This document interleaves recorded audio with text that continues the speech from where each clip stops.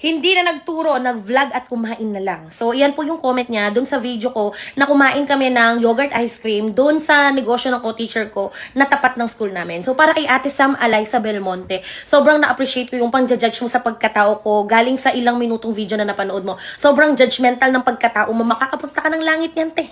Hindi ko rin alam kung hindi ka aware na bawat manggagawang Pilipino ay merong lunch break. Kahit nga hindi nagtatrabaho, nagla-lunch break.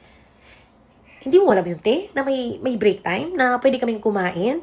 Na para bang nag-ice cream lang kami? Tapos nakita mo lang yung mga teachers, ang saya-saya nila, rugo kumakain ng libreng ice cream. Tapos na-judge mo na agad yung pagkatao ko na hindi na ako nagturo. At saka hindi mo rin ba naisip na umuwi din kami, natatapos din yung trabaho namin, na baka after namin magtrabaho, dumaan kami dun sa store at kumain kami ng ice cream? Hindi mo naisip yun, te? Mas nauna yung pagja-judge mo bago ka mag-isip?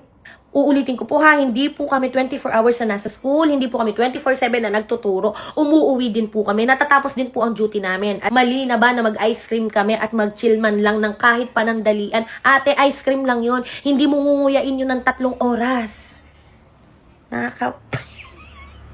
Shout out po sa Mochberry, nabash, kumain lang ako parang asama-sama na ng pagkatao. Tsaka yung hindi na nagturo, sa lahat ng pwedeng panghahamak na mga salita na pwede mong ibigay sa akin, yan ang hindi mo mapupukol sa akin dahil alam ko sa sarili ko na nagtatrabaho ko. I know my duties and responsibility. Hindi ako nakakaligo pero nagtuturo ako. Ganyan kayo, no? Pag nakikita niyo yung mga teachers na parang ang saya-saya nila, nag-i-enjoy sila, o parang ang gaan-gaan ng buhay nila, gigil na gigil kayo na para bang dapat kami mga teachers, nandun lang kami sa loob ng classroom at doon lang ang buong buhay namin at wala na kami ibang pwedeng gawin.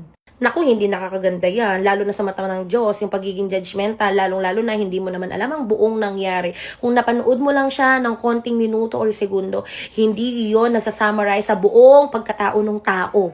Okay? Makasalanan ng mata, magdasal ka.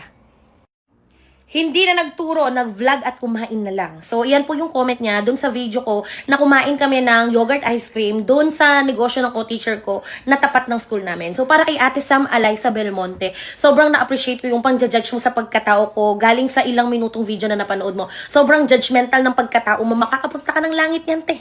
Hindi ko rin alam kung hindi ka aware na bawat manggagawang Pilipino ay merong lunch break. Kahit nga hindi nagtatrabaho, nagla-lunch break. Hindi mo alam yun, te? Na may break time? Na pwede kaming kumain? Na para bang nag-ice cream lang kami? Tapos nakita mo lang yung mga teachers, ang saya-saya nila, rugo kumakain ng libreng ice cream. Tapos na-judge mo na agad yung pagkatao ko na hindi na ako nagturo. At saka hindi mo rin ba naisip na umuwi din kami, natatapos din yung trabaho namin, na baka after namin magtrabaho, dumaan kami dun sa store at kumain kami ng ice cream? Hindi mo naisip yun, te? Mas nauna yung pagja-judge mo bago ka mag-isip? Uulitin ko po ha, hindi po kami 24 hours